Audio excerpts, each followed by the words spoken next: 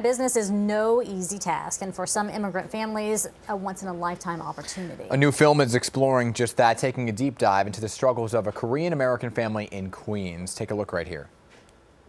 How long did you have this business? It's not my fault you live like this!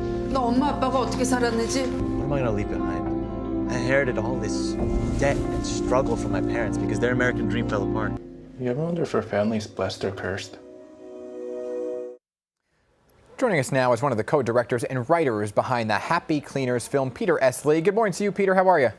Good morning. Thanks for having me on the show. Thanks for being here this morning, and thanks for doing this film. So why did you decide to go about and do it and really focus on this particular narrative? Absolutely. It's just a way for us to tell our stories. Growing up, we didn't get an opportunity to watch a whole lot of shows that reflect our experiences authentically. And so we really wanted to use this opportunity to tell this narrative that we all grew up with, rooted in based reality. I got to tell you, as an Asian American, I do appreciate the representation. You know, the film is centered in Flushing, Queens, where you grew up. What was your experience like? Oh, I mean, it was we all have this love-hate relationship with our hometowns, I think. And certainly, growing up in the 90s, it was a little rough at times. It's not like what it is today. But then I think it was a place where there was a community, and we were really able to come together and kind of thrive. Mm-hmm. And I think that's the aspect that we wanted to share with the world. Like, hey, this is a home to many people, and this is what happens in this neighborhood. So what are some of the themes that we're going to see throughout the film here?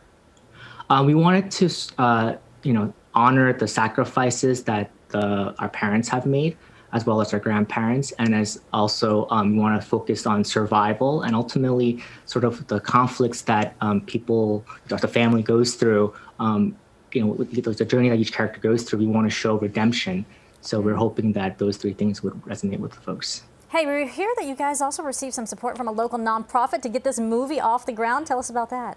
Yeah, KoreanAmericanStory.org, our executive producer. I mean, they've been so integral in this film, and they were really big on nurturing, talent, supporting storytellers to tell the stories of our community.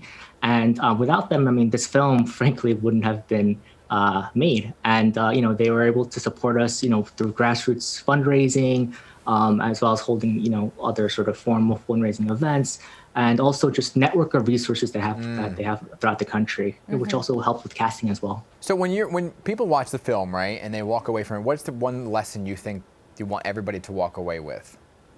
I think it's healing, sort of this idea of redemption that we built into the story. And, a lot of the aspirational moments, it's easier said than done, but we hope that people would have conversations with family members, sort of just,